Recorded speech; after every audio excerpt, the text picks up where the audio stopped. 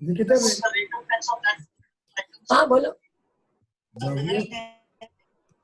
ભવ્યભાઈ અને ભાગ્યેશભાઈ બંને રેકોર્ડિંગ શરૂ થઈ ગયું છે. Let them do it. I'm muting myself. I have to announce them. હા સારું. હવે ભવ્યભાઈ તમને કઈ પણ અચ્છા તમે જે ઇવેન્ટમાં જે લોકો છે એટલે તમે છો ભાસ્કરભાઈ છે વારિસ છે પછી ચોથું ભાઈ આપણો કોણ છે પેલો કમલેશ સાબુ છે વિનાયક પાટકર સાહેબ છે. હા આ બધાને તમારે અનમ્યુટ રાખવા પડશે. જ્યારે જરૂર પડે ત્યારે જ સેવ કરો ને સાબુ સાહેબ છે એટલે પહેલા માની લો કે બધાને અનમ્યુટ જ રાખો એટલે ઘડી ઘડી મેનેજ કરવાની મગજમારી ના રહે. એ લોકોને પછી કેવું પડે કે યુ આર અનમ્યુટેડ એવું ના થાય. અને માની લો કે વચમાં એનો અવાજ આવતો હોય તો મ્યુટ કરી નાખજો. ઓકે. એ લોકોને ખ્યાલ ના આવે એમને કહી દેવાનું કે ભાઈ તમને અનમ્યુટ રાખ્યા છે પછી એનો અવાજ ના આવે. રાઈટ. ભાગ્યેશભાઈ તમારું રેકોર્ડિંગ બંધ થઈ ગયું છે પ્લીઝ ચેક કરજો ને. ભાગ્યેશભાઈ નું માઇક નથી એટલે ઈ કાંટ. Yes okay. ભાગ્યેશભાઈ નું રેકોર્ડિંગ બંધ થઈ ગયું છે. Yes okay. Now we started but yes it is started now. Done. અમે તો મને ઘર પછી તો ફોન લગાડવો પડે એને મારે. થઈ ગયું છે સ્ટાર્ટ થઈ ગયું છે એનું માઇક બંધ છે. માઇક કમ્પ્યુટર રેકોર્ડિંગ છે. ભાગ્યેશભાઈ તમારા કમ્પ્યુટરમાંથી રેકોર્ડિંગ છે ને? અચ્છા હા એ પેલું અહીંયા બંધ દેખાયું ને એટલે મને થઈ ગયું. ઓકે સાંભળતા રહેજો બસ. સાબુજી ગુડ મોર્નિંગ.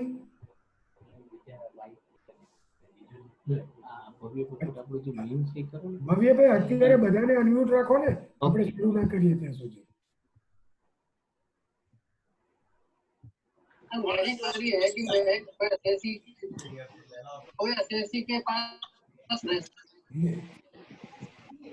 साबुजी good morning.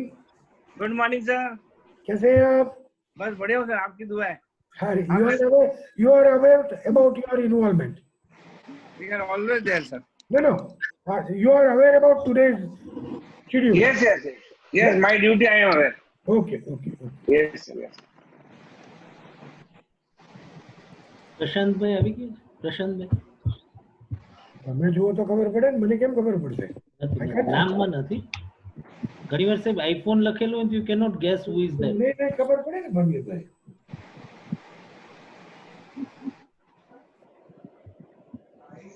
હું ભાઈ ને કહું અને શેરિંગ ને રેકોર્ડિંગ ચેક કરી લો, પાછું હુસ ટ્રાન્સફર ને બધું ચેક કરવાનું એ કરી લેજો એટલે માથા પર જાય.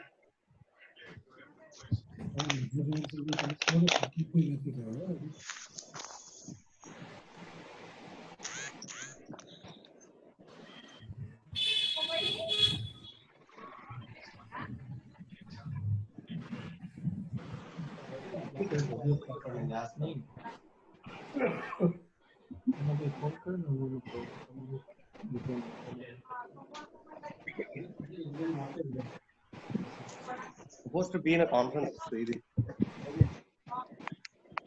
అవాజ్ ఆపిలా ఏం మాట్లాడుతున్నా అర్థం కావట్లేదు.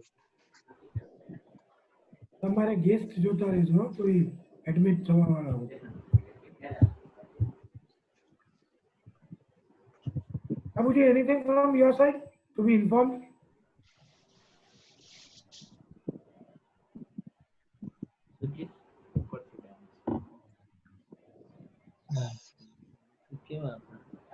Sabuji?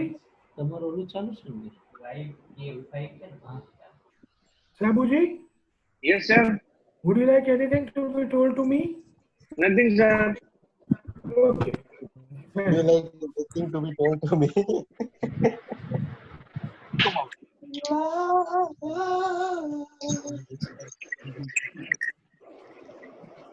अजित कुमार तिवारी.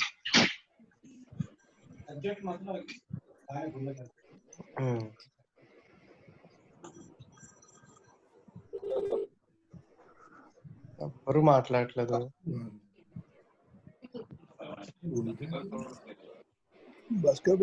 હાજી ના એ ટેક્સમાં એવું છે કે પેનલ્ટી નથી આ વખતે ખાલી પોણો ટકો ભાસ્કર ભાઈ ગુડ મોર્નિંગ. એક મહિના ગુડ મોર્નિંગ નિકિતાબેન, સમીરભાઈ, ભવ્ય પોપટ, જયશંકરભાઈ, all of you. I could be mute for a while. પોણો ટકો రన్నింగ్ lecture ఎన్నో కాల్ స్టార్ట్ అయింది అప్పుడు నా ఆడియో కనెక్ట్ కాదు લગભગ 90-200 રૂપિયા જેવું વ્યાજ લાગે. મ્યુટ કરીને પછી તમને ત્યાંનું પત્તે એટલે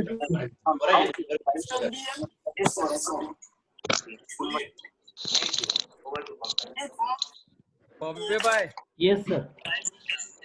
as per agenda given, you will have to proceed. Done. So, as per agenda, you will have to start. કરવાનું છે. Chronologically. Okay. તમે ચાલુ થાવ એટલે કે તમારું And, બીજો please, અત્યારે મ્યુટ થઈ ગયા. At the time of sir, તમારે કરવું હોય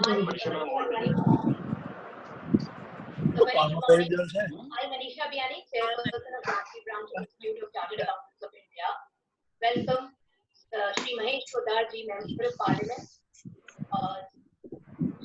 T. Anil Gilani ji, Head of DSP, Investment Management, our Chief Guest of Central India Regional Council, Chairman C. Devendra Samani ji, the Coordinator of the section, C. Sanjay Vaz. Bhaskar ભાઈ, Waris ઈસાની ji has joined. No. કોણ વારી એ વહી એ જ જોઈ રહ્યો છું. Nothing. He એટલે is એને not. ફોન કરી જોવાનું શું ફોન કરીને પૂછો ને. એટલે પેલા આઈડિયા ખ્યાલ આવી જાય ને પેલો વિડિયો એટલે ચાલુ ભાઈ, હું નથી ફોન કરીને પૂછો તો start sharing screen if you want. The screen would be shared by me. He has sent it to me. હા હા, પણ એટલે વારિસભાઈ આવે તો ખબર પડે ને. એ તો મને ખબર છે તમે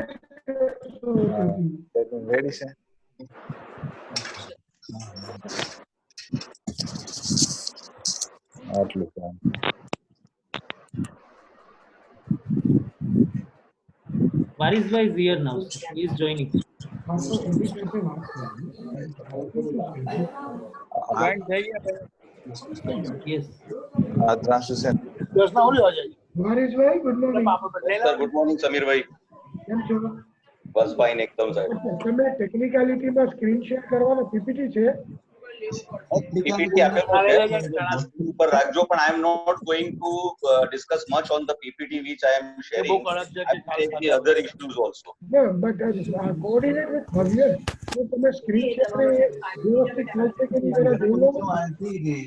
મેં ફક્ત મોકલ્યા કે સ્ક્રીન ઉપર થોડો ટાઈમ એ રાખજો એમાં સ્ક્રીન ઉપર exactly a lot of things are going to yes through China and Sally, if you're having all the meetings, what will you do? Okay, screen is being shared. Good morning, Samir. Good morning to all. Good morning, Gupta ji. How are you? Very well, very well. आप बताएं? You are doing very well. Your blessing. Even me, just పక్కన పుష్టి రాదు అది పడుతుంది mummy ఆ glass ఇప్పుడు కానీ పోతే ఇద్దరు ఏడుస్తుంది. ఓకే ఓకే నేను తీస్తున్నాను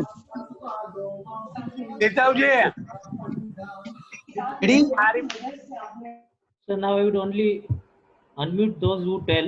I am just going as per agenda. I am unmuting them.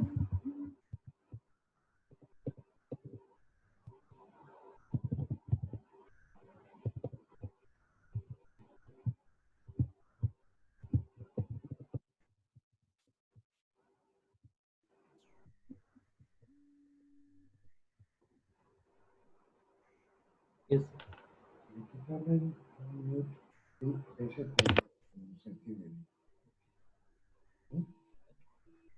Atkar se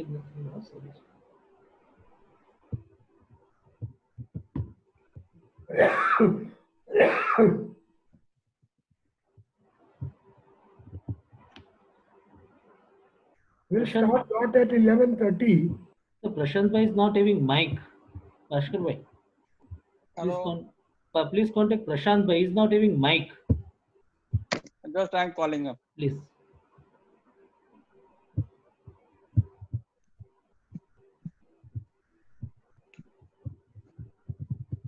phone કરી લો ને ભાસ્કરભાઈ. ચાલો તમને નહીં.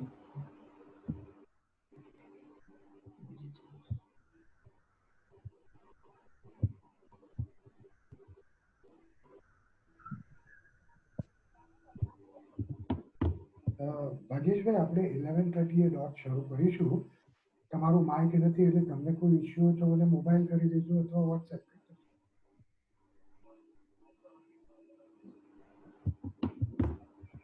હા હા હા હા હા હા. અને કઈ મારે ઇશ્યુ હશે તો હું તમને ફોન કરી લઈશ. આવી ગયા પ્રશાંતભાઈ, જુઓ ભાઈ કે છે જોઈન્ટ થઈ ગયું કે છે. જોઈન થઈ ગયા છે, માઇક નથી એમનું. ઓકે, માઇક થઈ ગયું. Okay, done. હા,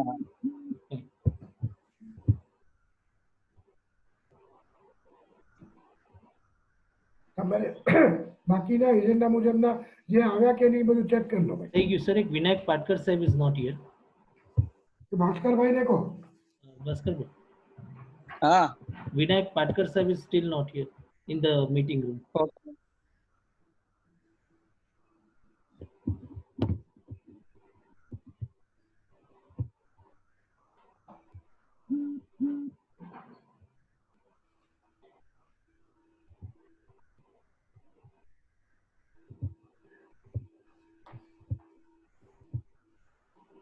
All the other person who are going to have some agenda today to speak are unmuted, other than Patkar sir who is not here.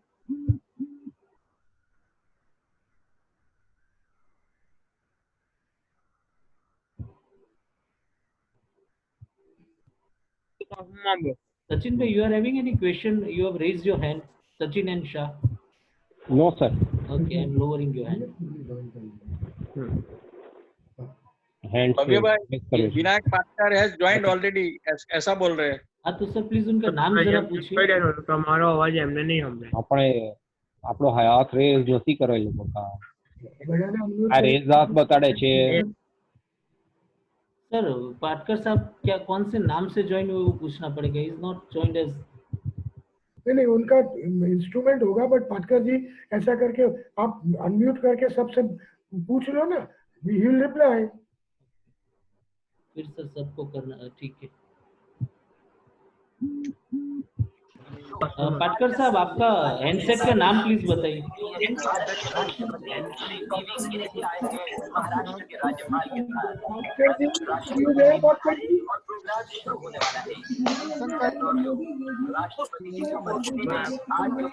I request all the members to mute themselves please.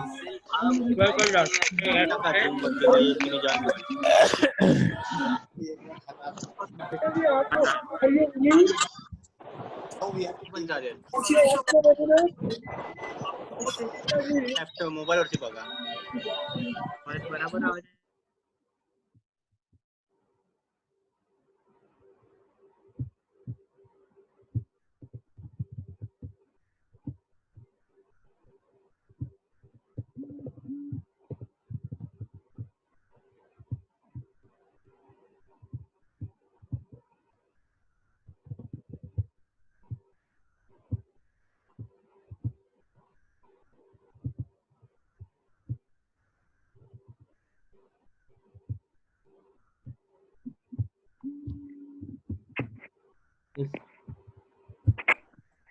I have muted all because sir એકને કરવા જાય ને તો બધા mute થઈ જાય એટલે ઈ possible ન બને. ફોન કરીને જ સર એટલે ઈ બધાને અનમ્યુટ કરું છું, પણ તમે જેમ બધાને અનમ્યુટ કરાવ્યા ને પછી પાછા મારે એક એકને ગોતીને કરવા પડશે.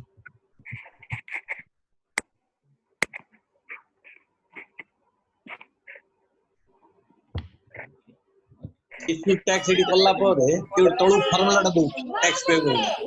Hello, good morning to all. Good morning to all. 0.5 into Good morning to all of you. ID come capital travel to 50% nigala 100% halagi.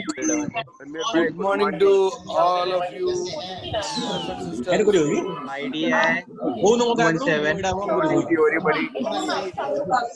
ID hai 17. mage koyana mo baki meeting on option असेल बघा. ना झूम आपण जरा join meeting.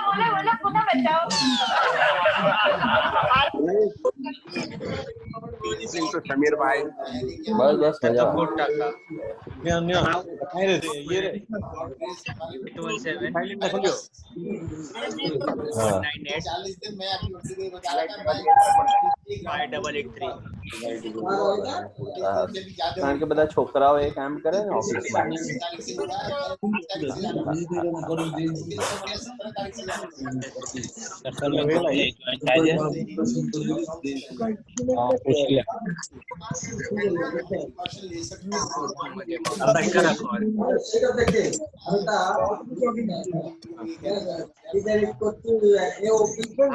हाँ 003189.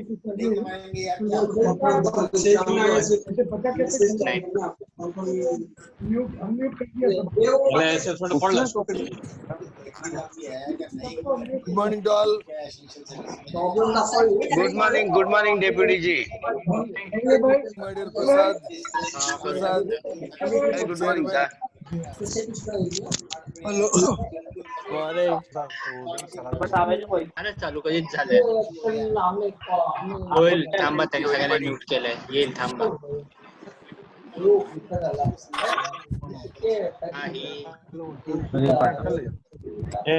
नवीना रखलो थे file पे चार फाइल लगाएंगे योर माइक पे रखल हुआ है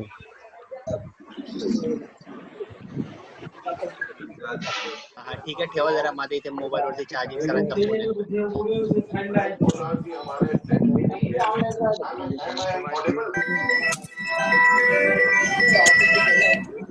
hello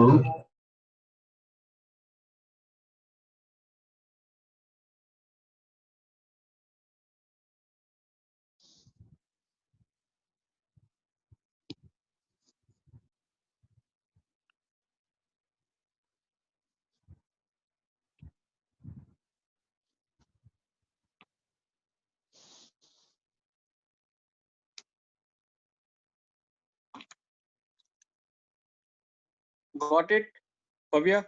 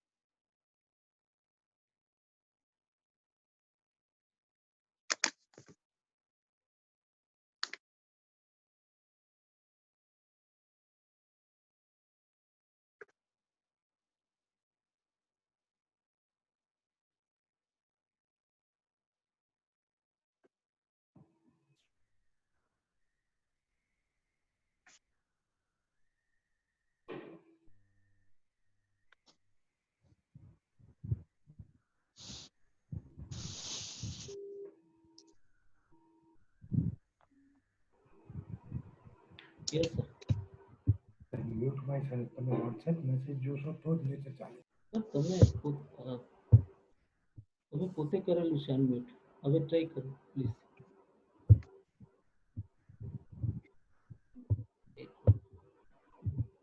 Bhavya, is it okay? Yes, sir.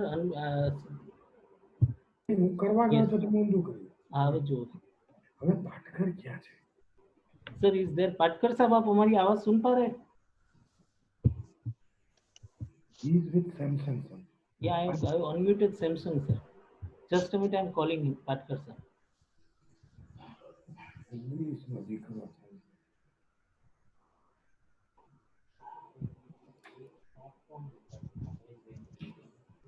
Bhaskarbhai Patkar ને અનમ્યુટ કરવાની વિધિ કરો. 11:27 થઈ. We are to start by 11:30. હા, આ જ ચાલે છે. ભવ્ય જોડે વાત જ ચાલે છે એમની. पाटकर साहब को अनम्यूट किया हुआ है सर.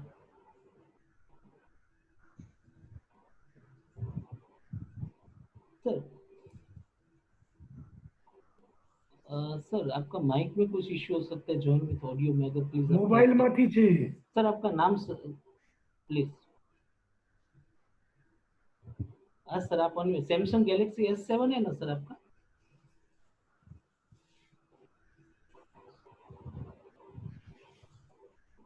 यस सर, आपका नाम क्या दिखा रहा है? सैमसंग गैलेक्सी S7 है? ये सर मैं अनम्यूटेड ही किया हुआ है, प्लीज आप ट्राई कीजिए, माइक के इश्यू है आपके। नीचे दबाव कौन है? Sir is trying, basically he is able to see us but not able to speak. That is something with his Yeah, but mic we issue. have to start by 11:30. We have to manage. He is trying. Yes, Patkar sir, please try.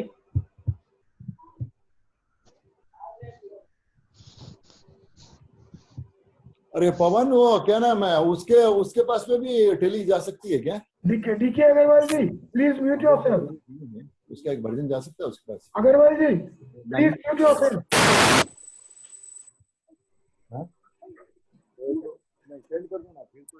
आप विनायक पाटकर साहब, आप आवाज आ रही है आपकी? Please try कीजिए। भाई time relevant, मगर ये निकालते हैं और वाला काम तो डिलीट वाला है। डिलीट वाला काम तो जैसे ऐसे कर दिया कि कंपनी को खत्म कर दिया, लाइन में रखी। ये क्या है, आप लोग फिर भी इनको फटाफट रिटर्न लगा देंगे।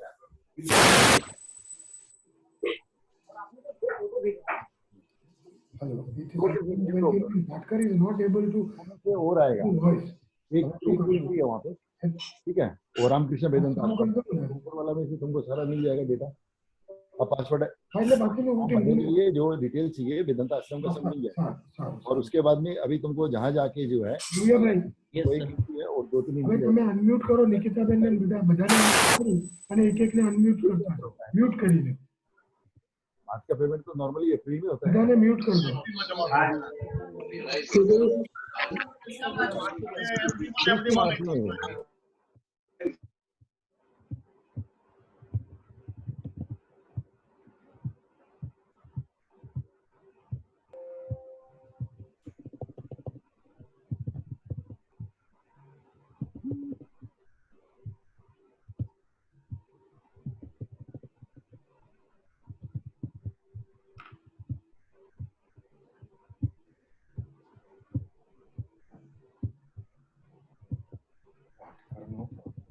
Yes sir.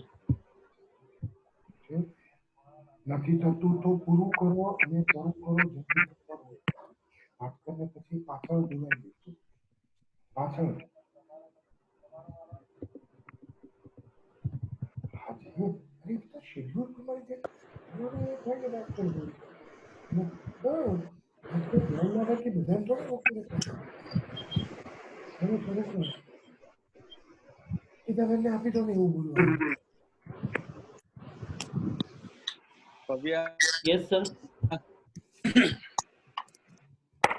If he is not in a position to join, then at now it is 11:31, so we have to start. Fine, sir. I'm starting. Whether sir has joined? Sir. Yes. In and between, we will consider. Okay, sir. Should I start? Oh, yes. Of course, go ahead. Good morning to one and all. Nikita Ben is unmuted. Just a minute.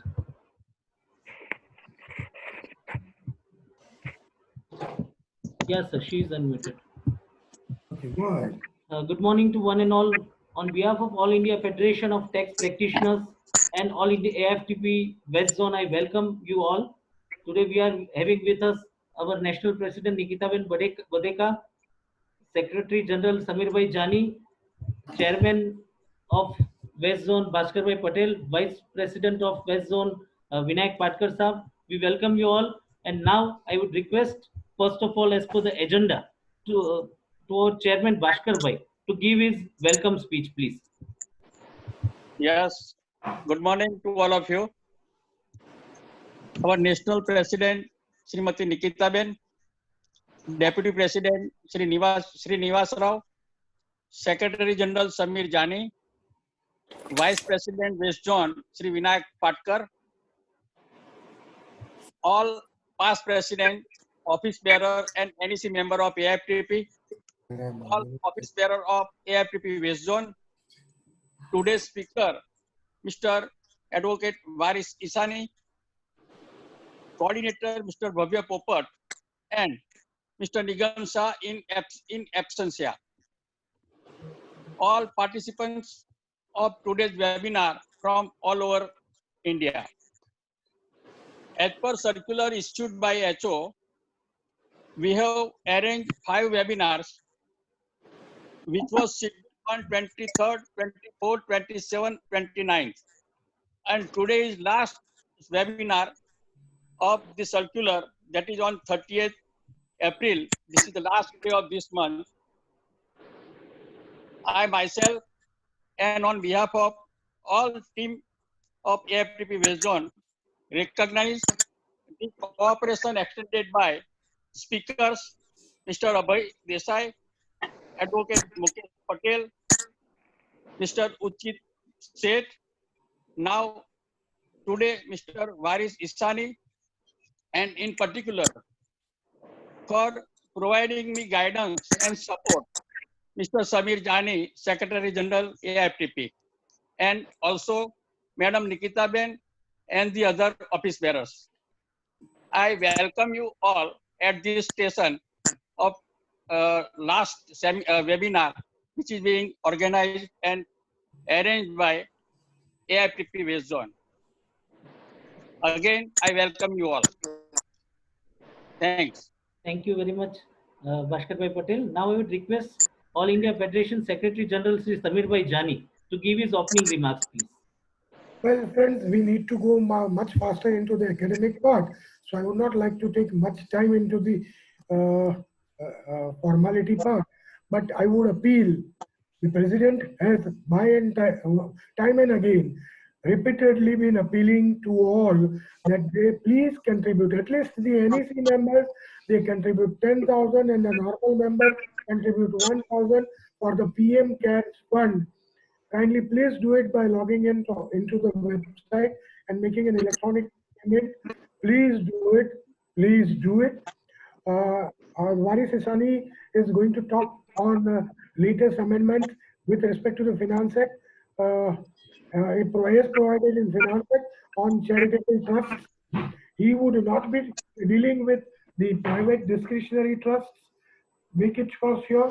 And I would like Waris Bhai to talk upon various provisions of charitable trust newly enacted by Finance Act 2020 and deal with it in detail. Lastly, we'll deal with the queries also. Friends, whatever are the queries, please put it on the chat box and not good morning or hello in the chat box. I would now hand over once again to the moderator. Thank you so much. Thank you very much, sir. Now I would request Prashant Bhai Shah of Surat from AFTP to give the introduction of the today's speaker. Please, Prashant Bhai. Welcome all friends and colleagues. Today, an invaluable opportunity given to me to introduce my dear friend as well as scholar speaker of the today's webinar, Sri Waris Bhai Isani. Friends, he is practicing as advocate and tax consultant since 1999 and 2000. He is practicing at appellate level, high court level in income tax, and also practicing in VAT, GST, and company law matters. And here, by the efforts of all office bearers and our beloved President, Chairman, Sri Bhaskar Bhai, we can get this scholar speaker today. He is a visiting faculty at the various courses of post-graduation like LLB, LLM, MBA, CA, and Department and Training Center of Tax Department, taking lectures on corporate tax planning, income tax, and GST. As a social activity, he is arranging blood donation camp, also arranging the medical camp. His academic achievements are best article writer in IT Mirror, winner of TAG Award for more than 10 years, highest rating as visiting faculty member delivered submitted and paper book in various seminars, lectures, meetings and workshops across India. Past president of TAG in the 2013-14, co-chairman of direct and indirect tax committee member of GCCI, past president of the Gujarat Sussex Bar Association 2017-18, a member of GST committee, state government convener of study circle of tax advocate association Gujarat since 2014-15, committee member of all Gujarat Federation of Tax Consultants, convener of study circle meeting of Income Tax Bar Association. So here is a introduction of our today's webinar speaker, but a special introduction is that in the year 2017-18, where he was the president of GSTBA and I was the president of SGCTBA, I work with him, and he is representing all the issues before, if there is a chief minister, finance minister of Gujarat or the finance minister of India. His representation is more point-to-point representation and very aggressive representation, and that helps our all the community of our legal consultants, and also help the dealer community. So here is the Baris Isani, which really a scholar and stalwart speaker, which we get it for today's webinar. Thank you. Over to Bhavya Bhai. Thank you, Prashant Bhai. Now floor is yours. So here I introduce Varish Bhai Isani to the stage, young and dynamic advocate from Gujarat. Varish Bhai, floor is yours, please.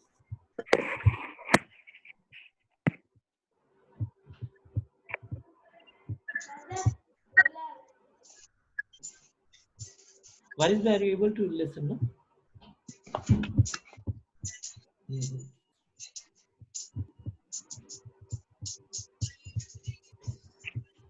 Just a minute, Varish Bhai. I think you. Varish Bhai. I think he is. Just a minute. I'm.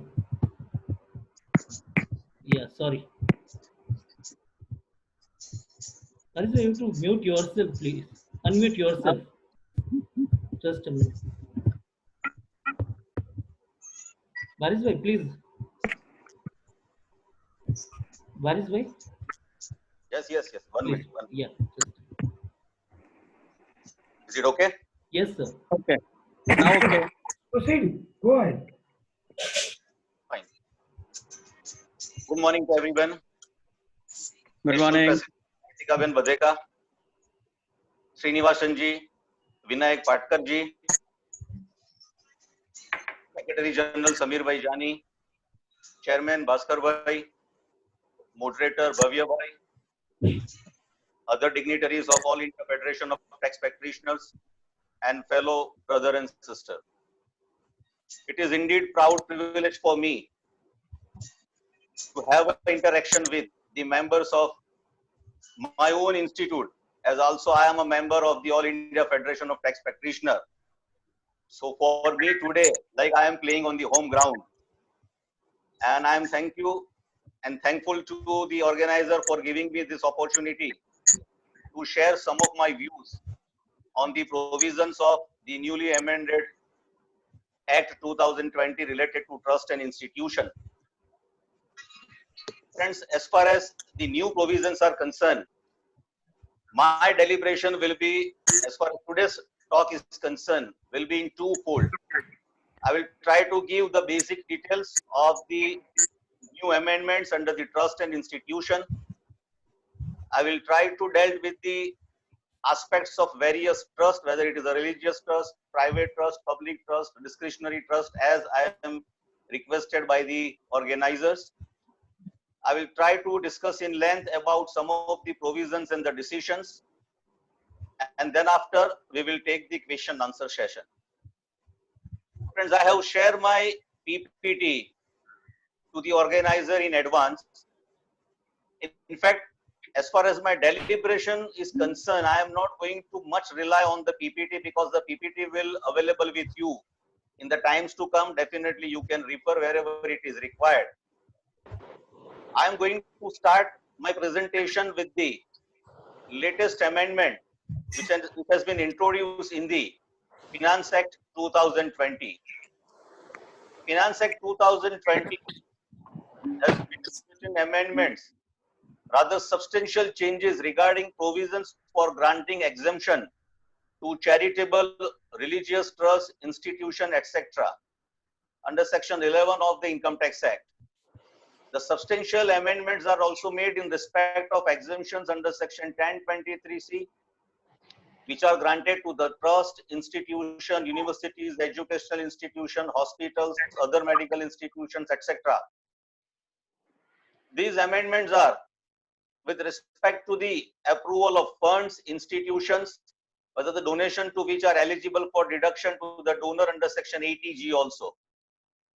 Under the new regime, the amendments are in Section 1023C, Section 11, Section 12A, Section 12AA, and Section 80G. A new Section 12AB is also amended to be made in Finance Act 2020, and all these amendments are applicable with effect from 1st June 2020. Friends, we had a discussion about the amendments and changes in Finance Act 2020. The registration for the charitable and religious trust or institution, etc., is presently given under Section 12AA of the Income Tax Act. Now, with effect from 1st June 2020, it is made amendment to make this section effective and to give registration under Section 12AB. So, new 12AB has been introduced in Finance Act 2020. For institution, etc., which are approved under clauses Roman 4, 5, 6, and 6A of Section 1023C and Section 80G, new provisions and procedure for approval has been amended, and the same is by way of amendment respectively in Section 1023C and Section 80G themselves also. Now, the new registration or approval for limited purpose is of for 5 years only. Friends, presently, because this will effective from 1st June 2020, that's why I am using word presently. The registration under Section 12AA and approval under Section 1023C and 80G are given without any expiry period, though it may be cancelled in specific circumstances or a special circumstances. But now under the new provisions, these are to be given only for the limited period of 5 years without having any discretions in the hands of the authority for any period less than 5 years. On expiry of the aforesaid period of 5 years, the registration or the approval is required to be reobtained. Now, they have classified 4 categories as far as application for registration or approval is concerned. The amendment classifies the cases of applicant for approval or registration into 4 categories. Number 1 is already registered or approved under the existing law. The second, those whose registration or approval under new law is expired in 5 years. The third, those who have been given provisional registration under new law, that is for 3 years. And in any other cases, that is obviously the fresh registration or the approval applicant under the new law. All applications under old law, which will be pending as on the date of coming into this force of this amendment, will be treated as a fresh application filed under the new law, meaning thereby they are not required to file a fresh application under the new provision. Now the existing registered approved entities which are also required to obtain registration or the approval. These cases are dealt with the clause 7(1), capital A, small a, and clause 10A and clause 33, Roman 1, B and other related clauses of Finance Bill. Now there is an act. Now as far as the subclause 1 of clause AC of subsection 1 of amended 12A and clause Roman 1 of the first proviso to amended section 1023 and clause 1 of proviso to subsection 5 of 80G are more relevant as far as our discussion is concerned. The institutions which are already registered under the existing section 12AA or earlier section 12A approved under existing provisions of section 1023C or section 80G will also be required to obtain fresh registration or approval under new subsection 12AB, amended section 1023C and amended section 80G. The application for obtaining the approval or registration will have to be given within the period of 3 months from the date of the coming into the force of this amendment. That is from 1st June 2020, between 1st June to 31st August 2020. All these details which I am discussing is already there in my PowerPoint presentation, which will be circulated or which might have been circulated earlier. But it is already there, the all chart is there. So I am not going much detail as far as the other aspect is concerned. I am just giving you the basic details. Now on receipt of the application, the Principal Chief Commissioner of Income Tax or Commissioner of Income Tax will pass an order for registration or the approval for the period of 5 years. The new approval or registration will be applicable from the assessment year from which the approval or registration was originally granted under the existing provisions. The order for registration or approval in such cases will be required to pass within 3 months from the end of the month in which the application will be filed.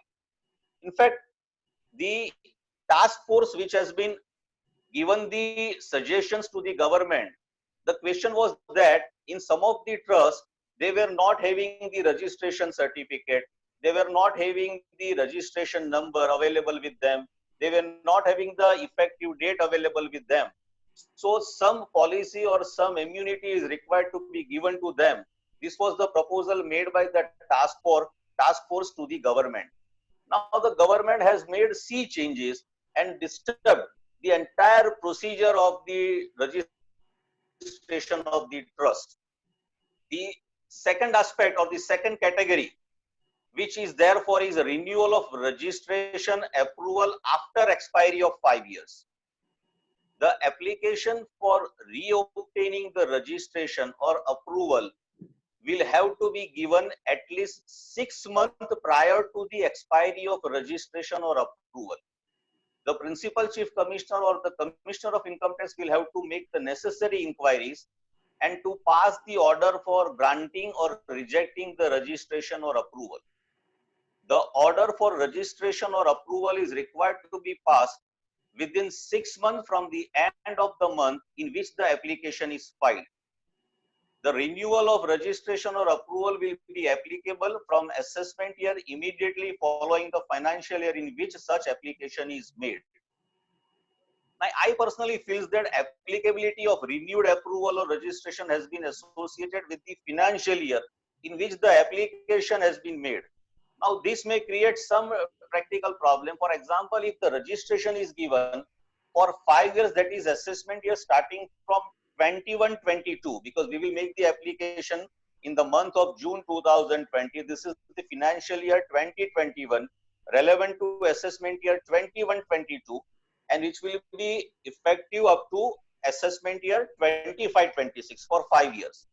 So the financial year, last financial year is 2024-25. 2024-25 is the financial year in which my registration will expire on 31st March 2025. Now this new application for renewal will have to be made in financial year 2024-25 itself. Now the fresh registration will have to be granted from the assessment year 2025-26, for which the institution has already registered or approved, because my earlier registration I have received for 5 years. Now once I make the application in advance, that is in the month of March 2025, I will be given the registration again available from assessment year 2025-26. Now, right now, I am having registration for 5 years starting from assessment year 2021-22 to 2025-26. So there is some problem as far as drafting of this provision is concerned.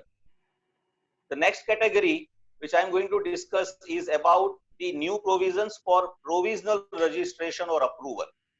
Under the existing provision, there were no provisions relating to the provisional registration or approval. Either the application is rejected or accepted, and full and final registration is granted. Now the amendment is made in the Finance Act 2020 to give the approval under section 1023C, 80G, registration under section 12AB on a provisional basis. Now this provisional registration approval will be granted for the period of 3 years without any discretion in the hands of the authority for any period less than 3 years. The first time fresh application will not be directly given in full final registration, but will be granted on provisional or approval basis on a registration. And later on, it will be given on a permanent or a full or final registration or approval will be granted following the prescribed procedure. So temporary for 3 years and then after for permanent for another 3 years. Now, what is the procedure? The next or the last category is procedure for fresh or the first time applicants. The Finance Act made the provisions regarding first time applicants are contained in clause 7, subsection 1, clause capital A, subclause Roman A, and clause 10, subclause A, subclause capital A, and clause 33, subclause 1, subclause Roman B, and other related clauses of Finance Bill.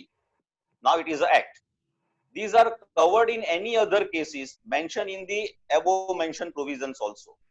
Now this subclause 6 and AC of subsection 1 of section 12A and first proviso to section 1023C and 80G5 are again relevant. The application for fresh registration or approval will be given or is to be made rather at least 1 month prior to the commencement of the previous year relevant to the assessment year from which the said approval or registration is sought. Meaning thereby, for example, if the exemption is sought for the income from financial year 2021-22, that is the next financial year, then the applicant is required to make an application at least 1 month before, that is in the month of March 2021 or prior to that. Now in case of fresh or the first time application, the Principal Chief Commissioner of Income Tax or the Commissioner of Income Tax is required to give provisional approval or registration for 3 years and to send the copy of order to the applicant. Now there is no requirement for any detailed inquiry, that is, it is in other cases like approval or the registration. There will not be any detailed inquiry. The requirement for detailed inquiry has been mentioned only regarding application for full and final registration or approval for provisionally registered or approved entity. As far as fresh applicant is concerned, there will not be any detailed inquiry. The provisional registration is to be given from the assessment year from which the registration was or is sought. The order for registration or approval in such cases will be required to be passed within a month from the end of the month in the which the application is filed by the applicant.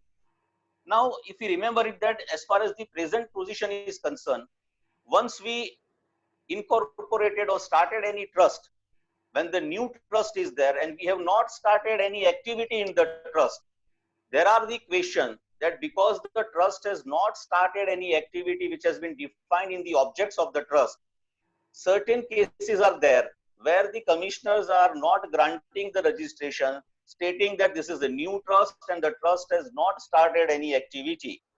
Now in the new provision, this position or this situation will not come. As far as present position is concerned, because the new provision will come into play from 1st June 2020. Now recently the Supreme Court in the case of Sharda Social and Educational Trust in the month of February 2020 has given a very good decision where the trust was a new trust and has not started any activity. The trust has applied for the registration. The commissioner has refused the registration, stating that you have not started any activity of the trust, so you will not granting any registration under section 12AA of the Income Tax Act. The matter carried from CIT to tribunal, tribunal to High Court, and then the Supreme Court. The Supreme Court has defined 3 analogy. This is related to the trust which are in existence or which are a new trust and the provisions prior to the 1st June 2020. The Supreme Court has laid down 3 propositions. That the first question was that the trust has not undertaken any activity, whether it is eligible for registration under section 12AA or not. The Supreme Court has given the reply that yes, if the activities or object of the trust are genuine, then the proposed activity will also be treated as a genuine and the registration is required to be given. So the activity is linked with the proposed activity. The third aspect, the second aspect is the term activity referred in section 12AA includes proposed activity. The Supreme Court has laid down, yes, the term activity includes proposed activity also. And the third proposition which has been laid down by the Supreme Court is whether the commissioner is required to check the genuineness of the proposed activity for granting registration. Now this is very important. The Supreme Court has laid down that yes, the commissioner is required to check genuineness of the proposed activity of the trust. Now why this third proposition is important, that we will discuss little later on, because here also in online process also the commissioner or the PCIT, the principal chief commissioner, has got the powers to see the genuineness of the object or the trust, and they may reject the applications also. Now what is the procedure for conversion of provisional registration into full and final registration? Now these cases are also dealt in the clauses of 7, clause 10 and clause 33B of the Finance Act. The registration institution or the registered institution will have to apply for full and final approval at least 6 months prior to the expiry of the provisional registration or within 6 months of the commencement of the activity, whichever is earlier. And in case the final or approval or registration is granted, the same will be from the assessment year from which the provisional approval registration was granted. The order for registration or approval in such cases will be required to pass within 6 months from the end of the month in which the application is filed. Now the commencement or the non-commencement of activity has remained a disputed basis for rejection of application. As I have discussed, as far as the latest decision of the Supreme Court in the case of Sharda Educational Trust, on 19th February 2020, the Supreme Court has laid down a very good principle and analogy. So the provisions prior to the 1st June 2020, this decision will come into the rescue of the trust. Now, as far as fresh registration or approval to be applied much earlier is concerned, now under the existing provisions, the application for registration under section 12AA can be made at any time during the financial year from which the exemption is required. You can file any time during the financial year. For example, if the exemption is required from the income of financial year 2018-19 or 19-20 as the case may be, the application could have been made at any time between 1st April to 31st March. Even on the last day of the financial year also you can make the application. And the registration is granted, and the same will be applicable for the whole financial year. Now, similarly, for getting the approval for exemption under section 1023 also, in respect of income from any financial year, the application is to be made at any time before the 30th September, next from the end of the financial year. That is, for exemption of income from the financial year 2018-19, for example, the application is required to be made at any time before 30th September 2019. So the financial year ends on 31st March 2019, let us say. You can make the application on or before 30th September 2019. Now, changes which take place, the fresh applicant, first time applicant, will have to make application for registration or approval much earlier.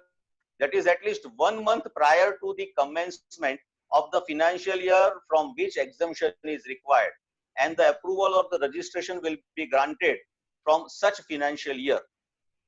Now, this language used for prescribing time limit for making application in any other case at least 1 month prior to the commencement of the previous year, relevant to the assessment year from which the said approval is sought, I think there is some lacuna or something, some problem is there as far as this language is concerned.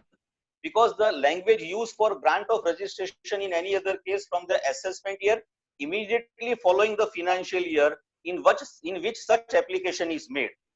Now, for example, if the registration or approval is sought for the financial year 2021, that is assessment year 22-23, then application will have to be made in the financial year 2020-21.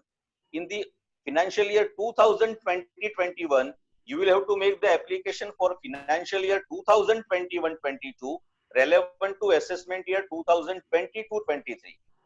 Now, this is a case where the application has to be made prior to the financial year for which you are seeking the registration, which is something fishy, and some clarification is required as far as this provision is concerned. Now, simultaneous registration for exemption under section 11 and approval for section 1023C exemption is now not permissible. See, the Finance Act says that section 11 provides if the institution is registered for exemption under section 11 or etc., as well as approved under section 1023C, notified under section 1046, then the above registration shall become inoperative from the date of coming into the force of this Finance Act provisions, that is from 1st June 2020 as far as the charity and the institutions are concerned. Now, in such cases, this 12AA and this 1023C will be inoperative because now we have a new provisions under section 12AB of the Income Tax Act as far as the new Finance Act is concerned. Such act has given option to the institution to get registration under section 12AA or 12AB operative by making an application. However, in such circumstances, you will not be granted or entitled to get any benefit of section 1023C approval or 1046 notification. The procedure for making the registration operative is absolutely given in the Finance Act. So now the crux of this discussion is that at the time an institution can take the benefit of either section 12AA or 12AB or of section 1023C and 1046. Now, the due date of filing the income tax return and the audit report of such institution have also been extended from 31st October to from 30th September to 31st October. Now, the other relevant amendments, there are other small amendments also there, but they are absolutely very important. Now, the same also are made in approved institution under section 35 of the Income Tax Act. Now, section 80G or 80GGA, a donor shall be allowed only if the statement is furnished by the donee, who shall be required to furnish a statement In fact, right now it is quarterly basis in respect of the donation received, and in the event of failure to do so, they will have to pay a penalty or what we call a late fee of rupees 200 per day. So they have introduced new 234G section where you will have to pay a late fee of rupees 200 per day. And again, as far as 80G of the Act is concerned, the deduction for cash donation under section 80GGA is concerned, it has been now restricted to rupees 2,000 only. They also introduced new provisions of section 271K, that is the leviable of penalty of minimum of rupees 10,000 and the maximum of rupees 1 lakh rupees. Now we will also take some of the issues which are on a primary basis. Then after I will go into the details of the various trusts. Now, as we have discussed about the 4 different categories. Now the law says there is also one amendment in section 115 TD. Now after introduction of the section 12AB, now nothing is contained in 12AA, and it shall not be applicable to the trust or institution registered under section 12AA. Hence, in order to make the provisions of section 115 TD applicable, clause 33 of the Finance Act 2020 have substituted the word figures and letter under section 12AA with the words figure and letters under section 12AA or section 12AB in section 115 TD, which shall be effective from 1st June 2020. Now, the last thing which I would like to discuss as far as the basic provisions are concerned is that the commissioner has got the power, and on the basis of that, they may reject your applications also. Now, what the Act says that principal commissioner or the commissioner of income tax call for such documents or information from the trust or the institution, or making such inquiry as he thinks necessary in order to satisfy himself. Now let us pause here. He can definitely, for the purpose of his satisfaction. Now the satisfaction has a very louder canology. You can have more satisfaction, the manner in which the officers or the commissioners want their satisfaction. So what is the exact definition of satisfaction? That we will have to construe not only with respect to the Income Tax Act also, but the other satisfaction that also might to be satisfied. So the commissioner, the principal commissioner, after making such inquiry, now which type of inquiry, that is also in the discretions of that particular authority. If they think necessary in order to satisfy himself about the genuineness of the activity of the trust or the institution, and the compliance of such a requirement of any other law for the first time being enforced by the trust or institution as are material for the purpose of activity and its object, and after satisfying himself about the object of the trust or the institution, the registering authority will grant the registration. So according to me, the commissioner or the principal chief commissioner who is granting the registration will not restrict or construe themselves for the inquiry or the genuineness of the compliance of the trust related to the Income Tax Act only. Any other allied laws, if the compliance is not there, if he is having any doubt about the object or the compliance or any activity of the trust, then he may reject the application. Now, before registering this, before rejecting this application, if he is not satisfied, then he has to pass in order in writing rejecting such application and also cancelling the registration of such trust or institution after affording a reasonable opportunity of hearing to the particular institute or the taxpayer. So this is the basic idea about the new provisions of the Income Tax Act as far as the Finance Act 2020 is concerned. In fact, my slide and my PPT is contained each and every aspect, table and chart in detail along with FAQs also. Now this will let me take you to the different provisions relating to the trust. Now, first, let me start with the basic details of the religious trust. If you see that Income Tax Act makes a distinction between the trust for charitable purpose and those for a religious purpose. Though both are absolutely entitled to exemption under Section 11 of the Act. Right now, what sections or the provisions I am referring is presently available with the Income Tax Act.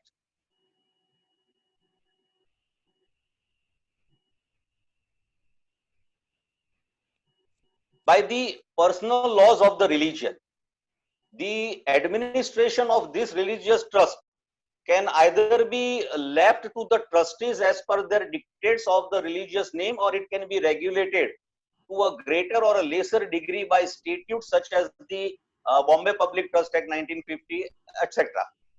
Now, in case of the Hindu, the personal provisions relating to the religious trust have not been codified and are found dispersed in various religious books and the other epics. We are not going into the much details about what has been mentioned in the religious books, but what is the exactly the meaning of the religious trust? Now, the religious trust has not been defined under the Income Tax Act. The creation of the religious trust is governed by the personal laws of the religion. But in general connotation, it can be deemed as the trust which are involved in the activities of the promotion or a particular belief. The administration of this religious trust can either be left to the trustees as per their dictates of the religious name, or it can be regulated to a greater or lessee. Now, unlike the word charitable purpose, which has been defined in Section 2, subsection 15 of the Act, there is no definition of religious purpose under the Act. Religious purpose are necessarily associated with religion. Now, a religion is certainly a matter of faith with individuals or community, and it is not necessity a theistic. Religious purpose includes the advancement, support, or propagation of religion and its tenets. A trust made for any of these purpose is said to be a religious trust.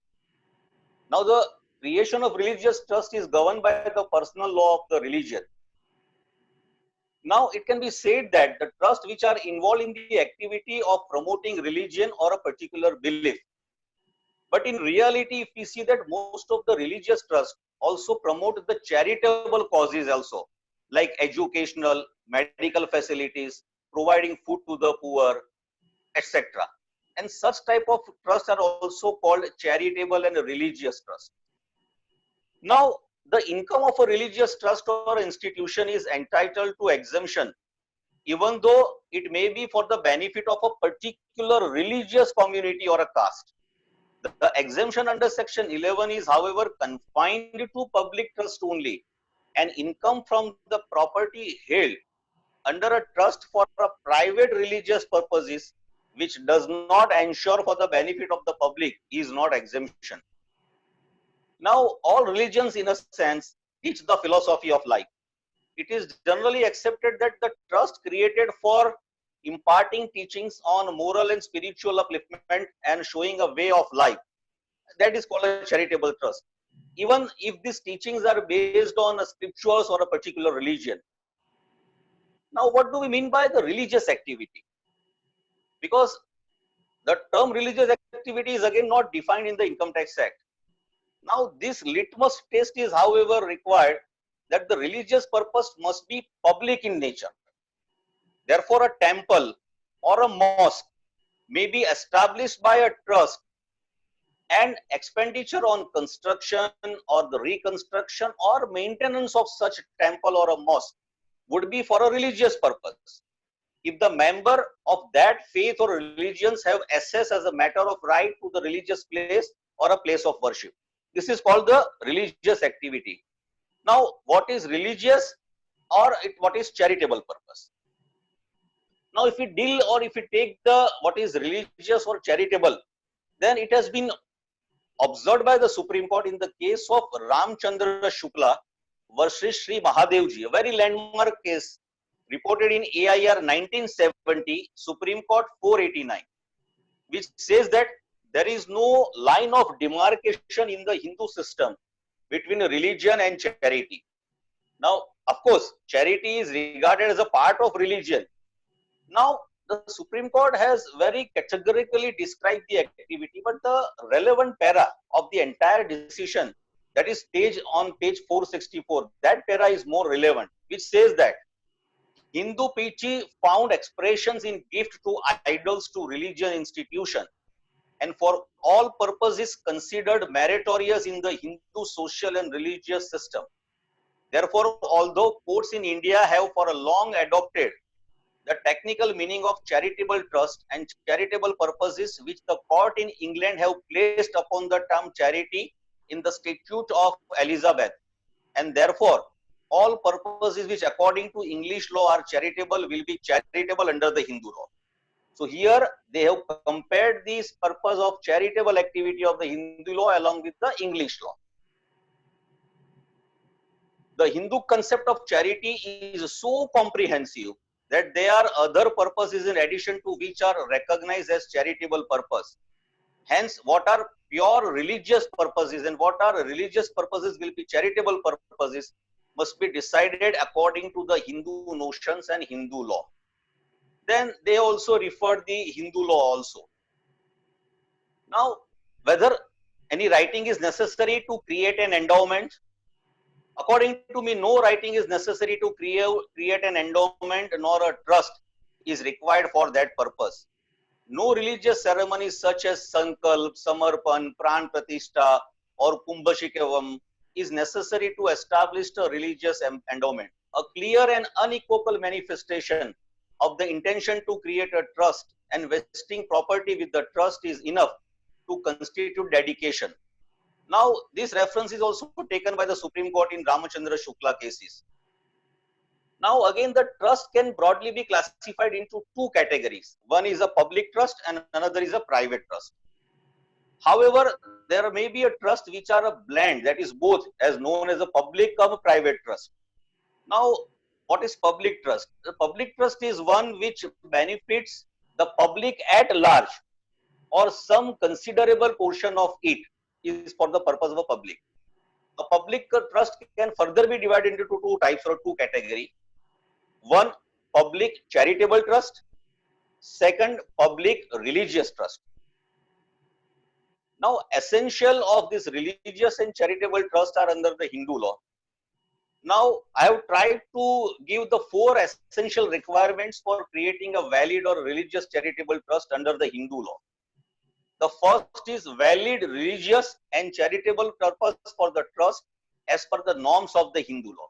We have a separate Hindu law where the purpose has been defined. If it is defined or it is contained or it has been done as per the Hindu law provisions, then it will be considered as a public or a religious charitable trust under the Hindu law. Capability of the author of the trust to create such trust. Third, the purpose and property of the trust must be indicated with sufficient precision. And fourth and the last is the trust must not violate any law of the country.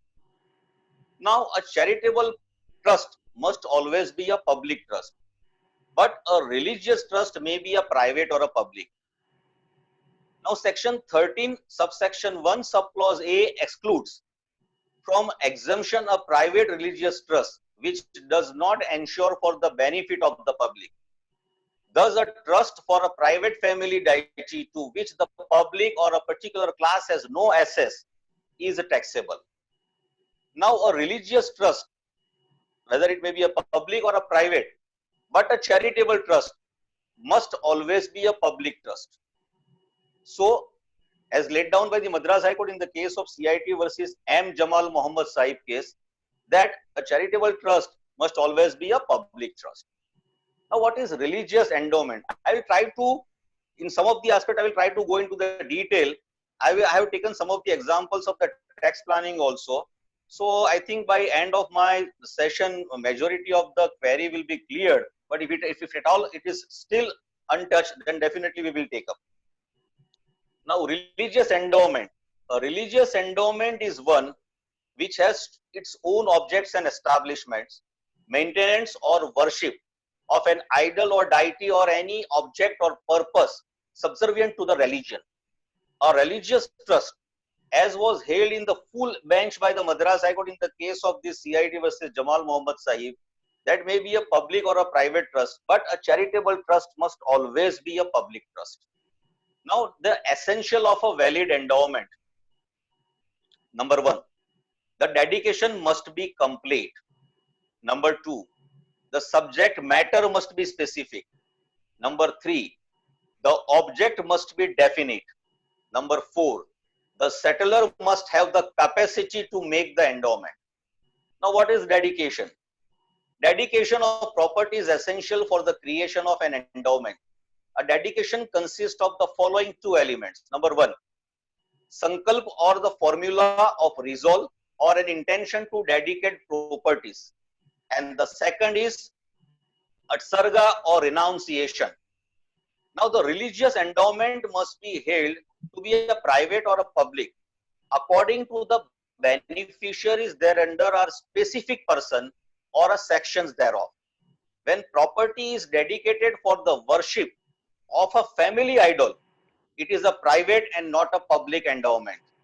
But where the beneficiaries are not a member of a family or a specified individual, then the endowment can only be regarded as public, intended to be benefit the general body of worships. So the distinction between a private and a public endowment will be basically examined and explained in the judgment by the Supreme Court in the case of Devaki Nandan versus Murlidhar, AIR 1957, Supreme Court cases 133, wherein the Supreme Court has held that where idols are installed not within the precincts of the residential quarters, but in a private building constructed for that very purpose on a vacant site, and where some of the idols were permanently installed on a pedestal within the temple precincts, that is more consistent with the endowment being public rather than private. So this decision has make the distinction between the private and public endowment. Now, dedication in favor of the Hindu deity is not a gift within the meaning of section 122 of the Transfer of Property Act 1881. It was also held that dedication in favor of Hindu deity is not a gift within the meaning of section 122 of the Transfer of Property Act, and therefore the provisions regarding acceptance by donee as contained in said act, that is the Transfer of Property Act, have no application to such dedication. However, the essential of Hindu religious endowment are the following. 1, as I have stated earlier, property in respect of which the endowment is made must be designated with precision, and the object or purpose of dedication should be clearly indicated. The founder must effectively divest himself of all beneficial interest in the endowed property.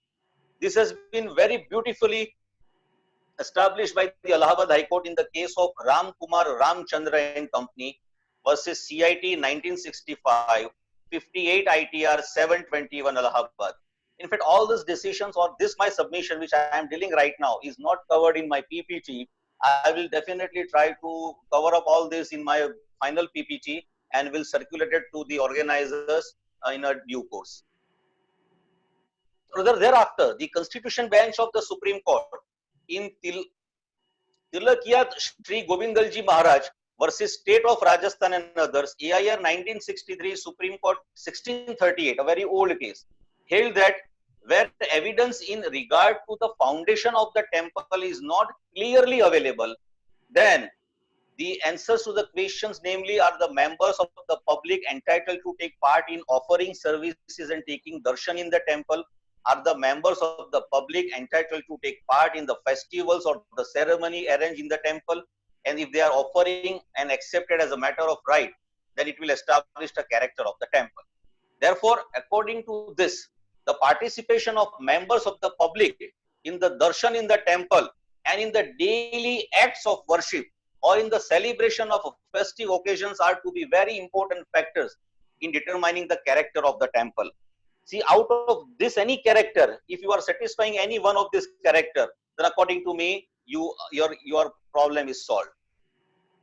Now, in the case of Dhaneshwar Bua, Guru Purushottam Bua versus Charity Commissioner, State of Bombay, AIR 1976, Supreme Court 871, a serious question arose that whether one Mr. Shri Vishal Rukmani Sansthan founded by Sukram Maharaj at Amalner was a private devsthan or a public religious trust. Now, it was found on evidence that everybody could not perform puja without the permission of the pujari. The origin of the endowment was obscure and no direct evidence was available. The Supreme Court, however, held that it is not always possible to have all the features of a public trust in a given case. Even some of the tests laid down in maybe in a given case be sufficient to enable the court to come to a conclusion about the character of the trust. Their lordship further held that simple fact that public is not and may not be allowed to the innermost sanctum where the deity is installed except under special circumstances and with special permission of the pujari would not lead to conclusion that that temple is a private temple. Very good decisions. The decisions which I have referred are very landmark decisions as far as trust, the religious trust, the temple is concerned. Even in acknowledged public temples, and anybody cannot perform puja in the sense in which the head pujari daily performs at various stages. So their lordship pointed out that when the origin of the endowment is obscure and no direct oral evidence is available, the court will have to resolve the controversy about the character in which the property has been dealt with or managed by those in charge, the manner in which the property has long been used by the public. The contribution of the public to all intents and purpose as a matter of right without the least interference or restrictions from the temple authority to foster maintenance of the worship is required to be seen. So this is a very, very established and renowned decision. Now, the establishment of a religious trust or endowment. The Madras High Court in the case of Ramanathan Chettiar versus Palankara Chettiar, 58 ITR 721 has held that there are three modes in which a voluntary transfer of property in favor of a temple can be validly and effectively made. See, why I am taking all these decisions? Because this has covered in our day-to-day practice, in our day-to-day problems which we are facing. Yes, sir. Please complete within 5 to 7 minutes so that we can justify the question answer. Give me at least time of 15 minutes. I will have to take certain other answers. I'm sorry, but we have a time slot till 1 o'clock. I understand, sir. I understand. And we need 20 minutes for question answer. So that would mean that, I mean, you complete by 12:40. It is 12:30 now. Right. Let me take the other aspects which are more relevant. We take some of the points which is required. Now, let me take 2-3 points also. Taxation relating to the voluntary contribution received by the trust or the charitable institutions. Now, the trust and other charitable institutions generally receives money from voluntary contributions from members and from the general public also. Now, let us see the taxation part or taxation aspect of this voluntary contribution. Whether the voluntary contribution received can be treated as income or not. As per section 2, subsection 24, subclause Roman 2A of the Income Tax Act is concerned. Now, voluntary contributions received by a trust or an institution existing for charitable purposes is the income of the trust or the institution. Now, institution means institutions existing for charitable purposes as per section 2, subsection 15 of the Income Tax Act. Now, the example society running educational institutions like school will be covered in the definition of the institution running for charitable purpose. Now, whether the voluntary contribution received will always be treated as income of the trust or the institution for charitable purpose. If we refer section 11, subsection 1, subclause D of the Income Tax Act, voluntary contribution received by the trust or a charitable institution with a specific direction that a contribution shall form part of the corpus of the trust or the institution shall not be treated as income of the trust or institution. As per section 12 of the Income Tax Act, any voluntary contribution not with a specific direction that it will form part of the corpus, will be treated as income of the trust or institution existing for charitable purpose. As per section 12A of the Income Tax Act, the benefits of section 11 and 12 will be available only if the trust or the institution is registered under the Income Tax Act as a trust or a charitable institution under section 12AA of the Income Tax Act. So if I summarize or make the conclusion of particular this discussion of this voluntary contribution, what is the tax treatment of the voluntary contribution? The voluntary contribution received with a specific direction that it forms part of the corpus of the trust is treated as exempted under section 12AA of the Income Tax Act. Then it will not be taxable as per section 11(1)(d) of the Income Tax Act.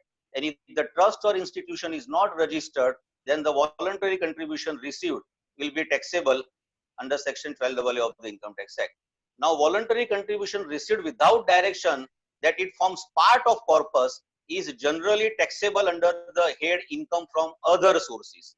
Now, here one important note is required to be kept in mind, that as per section 115BBC of the Income Tax Act, anonymous donations means any voluntary contribution where a person receiving such contribution does not maintain a record of the identity indicating the name and address of the person making such contribution and such other particular as may be.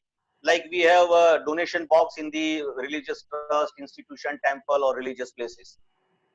Now, anonymous donations are not taxable under section 115BBC if such donations are received by trust or institution established wholly for religious purposes.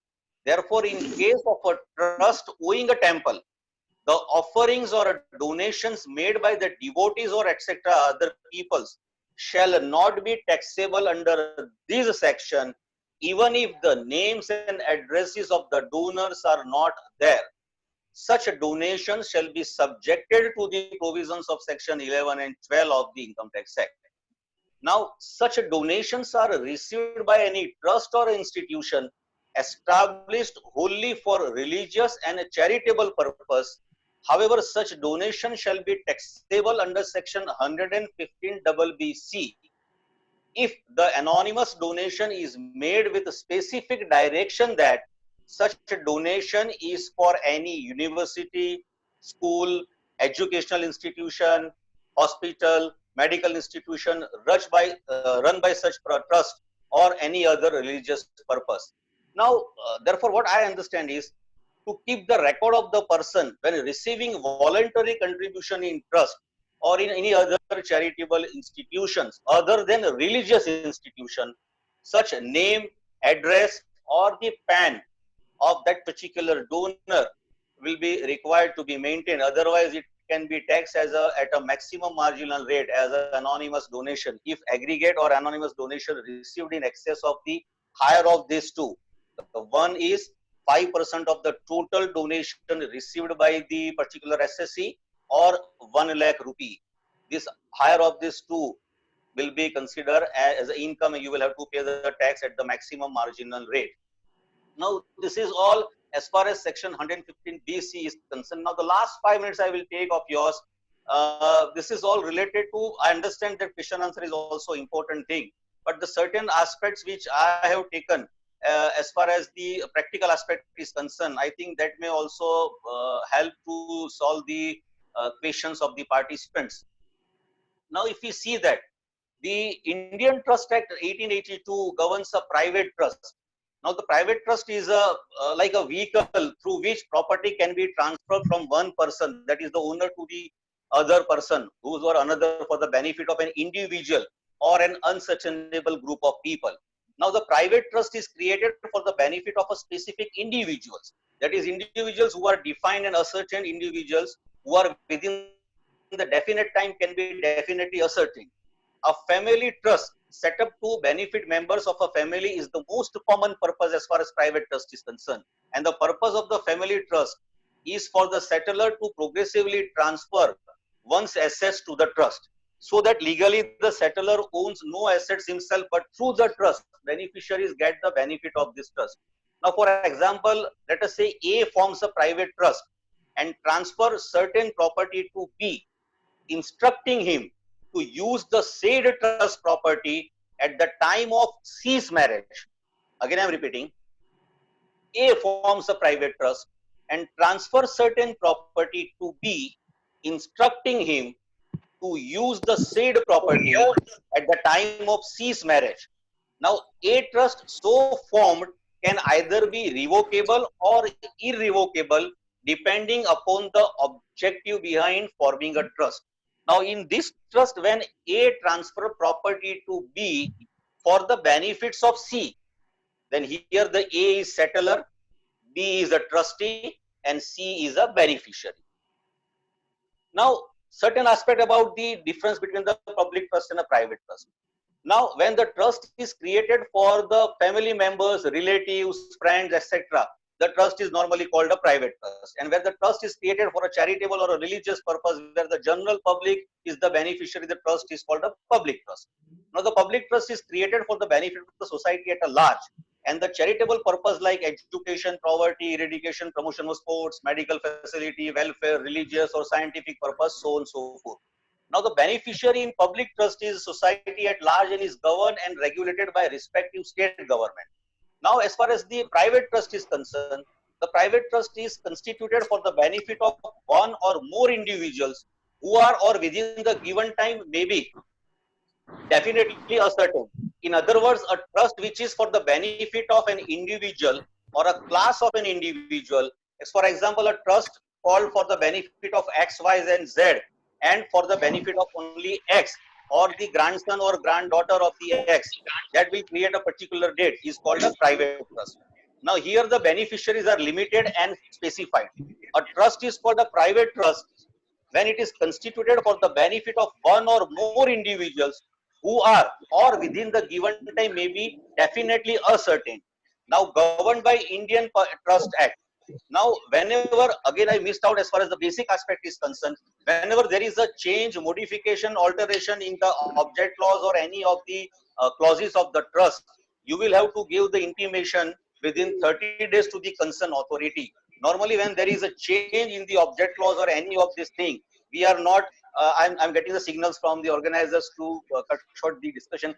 Give me last 5 minutes, sir. So the intimation is required to be given to the respective authorities. Normally in the trust, these are the lacuna that the trust people are not giving the intimations to the respective authority as and when the changes take place. They are not going to get their books of accounts audited in the case where they are required to get it. They are not filing the income tax return when it is a compulsory to file the income tax returns. Now, the private trust, the beneficiaries are individual or families also. Now, the trust can be either it can be overall or written. It is not necessary or mandatory to register it. When a private trust has an immovable property, then written trust is mandatory. Now, filing of return, as I have stated, is compulsory. Not necessary that only parents can create a private trust. Even the relative, guardians, family, friends can also create the private trust. Now, why to form a private trust?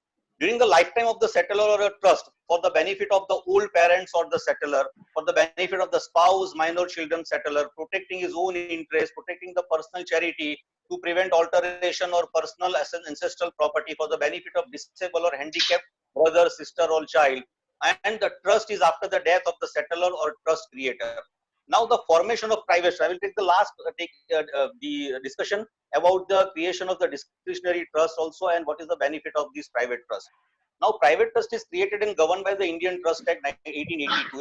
It is either inter vivos. Now, what is inter vivos? During a person's lifetime or by a will. This is called inter vivos. During a person's lifetime, they can also create a trust, and even the trust can be created through the will also. That is the testamentary trust, either orally or under a written instrument, except where the subject matter of the trust is immovable property. The trust would need to be declared by a registered written instrument. If the trust is created by a will, it shall be subject to the provisions of Indian Succession Act. The following are the requirements of forming the trust. The existence of the author or the settler of the trust is required. and whose instance the trust comes into the existence. There must be a divesting of the ownership by the author of the trust in favor of the trustees for the beneficial enjoyment of the beneficiary. A trust property is required to be there. The object of the trust must be the precise and clearly specified. The beneficiary, who may be a particular person or the person, is required to be mentioned. Unless all these requirements are fulfilled, the trust cannot be said to have come into existence legally. Now, whether the settlor can have more than one private trust? Yes, the conditions which are necessary for creating a valid trust is laid down by the Bombay High Court in the case of Receiver versus CIT 54 ITR 189, which is under intention of the part of the author of the trust is to create the trust. The trust property or the subject of the trust is required. The purpose of the object of the trust is required, and the beneficiary of the trust is required. This has been also supported by the decision of the Delhi High Court in the case of CIT versus Brinkavi. I am skipping the decisions because I will share with my presentation, which I will share in future with the organizer. The last aspect about the trust created through the will, let me take to this aspect, which can be helpful to the participants as far as the benefit of the private. 12:45, Harish bhai. Okay, sir. Okay, if you say I can conclude and I can stop my presentation over here. Once it will be finalized, I will definitely try to circulate to you. 2 more minutes to conclude. Okay, sir. Now I'm skipping all this aspect about how to register and how to go to create the trust and the different things. Now, the last two aspects which I will take, the type of assets can be part of the trust.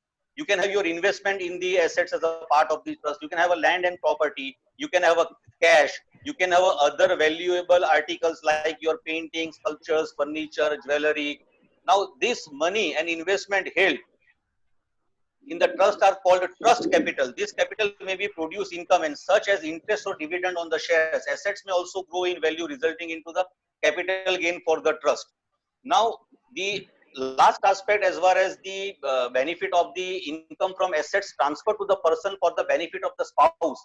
Section 64(1) Roman 7 of the Income Tax Act is concerned. Income from assets transferred to a person for the benefit of spouse attract the provisions of section 64, that is a clubbing provisions.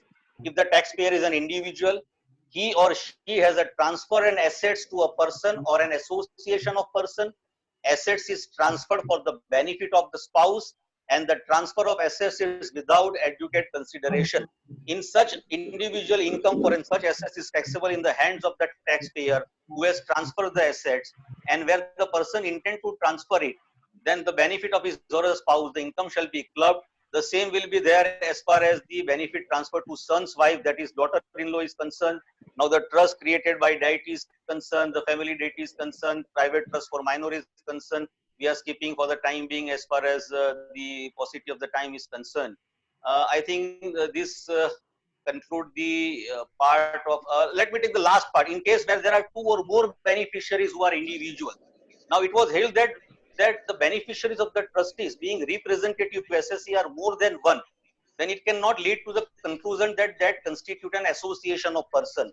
A very good decisions of the Gujarat High Court in the case of CIT versus Deepak Family Trust, 211 ITR 575, because we can create a discretionary trust through the will also, where you have an income other than income from business and profession, then you can have an application of income tax rate at the individual rate. So there you will have to pay a lesser amount of tax. So the will is also a good way of tax planning to create a trust. There are other many aspects as far as trust is concerned, but for the paucity of time, I am concluding my deliberation over here. I am thankful to the organizers, the dear friends Samir Bhai and Bhaskar Bhai and all for giving me this opportunity to share some of my views on the trust. In fact, this is a subject which requires still more time to discuss each and every aspect of the trust, depending on how to create a trust, how to draft the trust deed, what is the procedure for the registration, what cautions is required to be kept in mind when you are drafting or you are finalizing the trust deed. But nonetheless, I am thankful to the organizer for giving me this opportunity and sharing my views on this subject. Thank you so much, sir. Thank you. Thank you very much, Varish bhai. One minute. Kamlesh bhai, before you take up the queries, I would like to appeal all the members of the federation and more particularly the NEC members, that to donate gracefully to the PM CARES Fund of COVID-19. I've shared the screen of aiftp.online online.org, where you can click and transfer the monies by way of any NEFT. I have also shared the screen for e-publication and the webinars which have already been dealt with. So kindly please donate, please donate gracefully for the common cause of public and help the nation. Thank you very much. Kamlesh bhai, over to you. Thank you, Samir bhai. Now my quick questions to Baris bhai, who is doing a beautiful presentation today. Sir, one question is that the last date of registration under new section 12B will also be extended in view of COVID-19? Yes, definitely. Definitely. According to me, in my views, definitely it has extended any dates which are fall between the 20th March to 29th of June. I think they all are extended up to 30th June 2020, sir. Sir, the next question is, what if the corpus is not fully utilized for assets purposes, would be treated of the remaining corpus as donation, or is it taxable or not? According to me, a present provision is that it will be considered as a taxable, sir. There are other views also. There is second school of thought also that you can have some other tax planning also. But as far as this forum at public at large is concerned, it will be considered as a taxable, sir.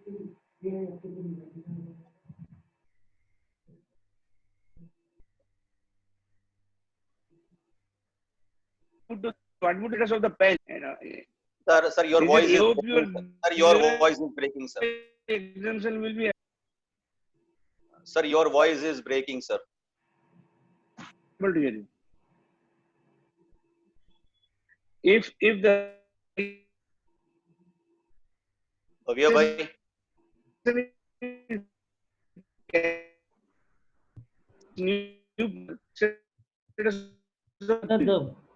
साबू साहब आपका voice break हो रहा है, please. Can you hear me? No, sir, I am not getting your voice properly, sir. It is breaking, sir.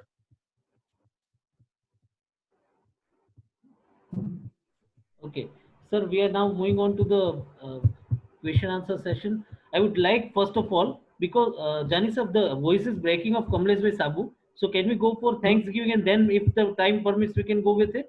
Yes, go ahead with it. Or else, Bhavya bhai, you can definitely send all the queries to me. Okay. In the time to come, I will try to give the reply of each and every query which has been posed in this chat box.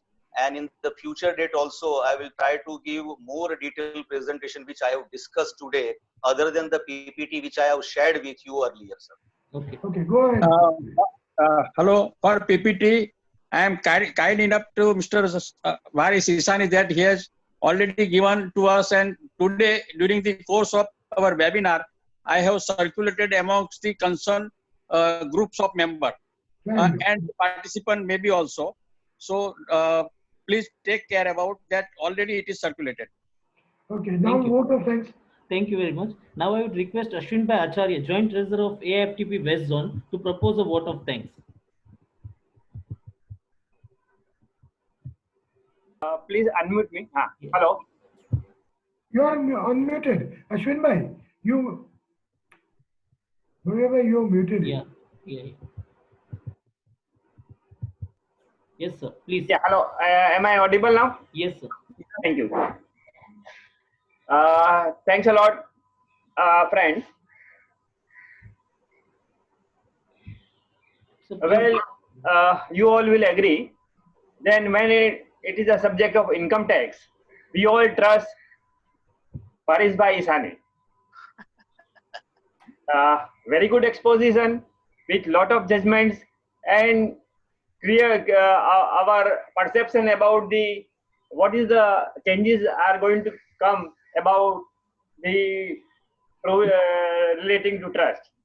Really, Varis bhai, thanks a lot. You already provide us with the PPT, and you also promised that whatever the amendments are there, other like additions are there, that you will be updating us, and what are the queries are there, what all the delegates which pose, which you could not due to paucity of time you can solve it, that also you be solving and giving us the reply.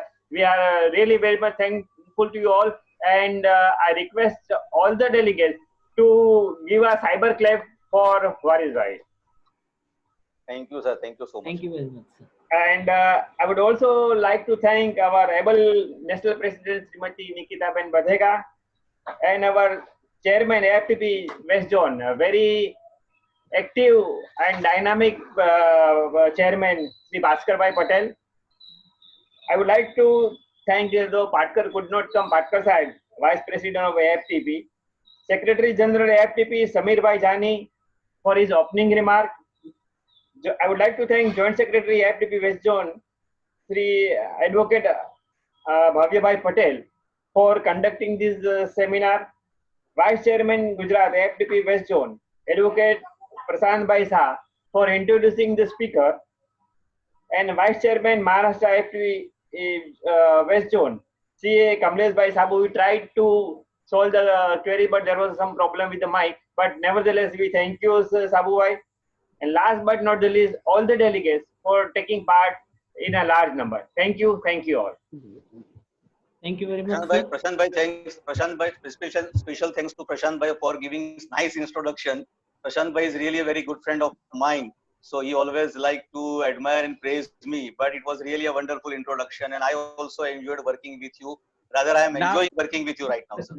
Thank you. Yes. Now over to Mr. Sabu, if it is possible. Now he can ask the question so that the participant can be benefited. Stop sharing the screen, Bhavya Bhai. Yes, okay, sir. Sabu sir, I am not able to unmute you. If you can please do the favors. I think it's not in the chat box. You can, Bhavya Bhai, you can send me all the questions. Definitely, I will try to give justification to each and every question by giving answer with all relevant decisions, judgments, citations. We conclude, Bhavya Bhai, in that case. Okay, thank you very much, sir. Now I would. Thank you so much, sir. That's all from AFTP and AFTP West Zone. I thank all the delegates who have joined today for this excellent webinar. And now over to Samir Bhai Jani, if anything more is to be declared, please. Bhaskar Bhai, anything more, Madam Nikita, Madam, or should I end the meeting? No, please. Thank you very much, Thank everybody. you. Thank you very much. Come tomorrow again, same time. Thank you. Okay. See you.